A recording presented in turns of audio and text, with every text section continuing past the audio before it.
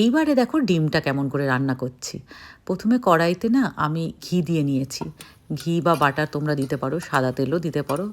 দিয়ে না পেঁয়াজ, কাজু বাদাম, কাঁচা লঙ্কা, গরম মশলা আর আদা একটু নাড়িয়ে নিচ্ছি। আর ডিমটাকে দেখো এরকমভাবে কেটে কেটে নিয়েছি। এটা কিন্তু আমাকে সম্পাদি শিখিয়েছে এরকমভাবে কেটে নেওয়া। সম্পাদিরও একটা খুব ভালো চ্যানেল আছে, একদম ইউনিক রান্না, পাঁচফোড়ন বলে, তোমরা পারলে ঘুরে আসবে। এই দেখো, এইগুলোও কিন্তু সম্পাদির কাছ থেকে অনেকটা শেখা আমার।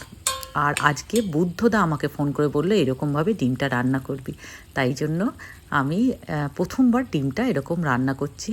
শাহি ডিম বলো আর ডিমের কোরমা বলো, বাট এটা কিন্তু নারকোলের দুধ দিয়ে হচ্ছে না, তাই কোরমা ঠিক বলতে পারছি না।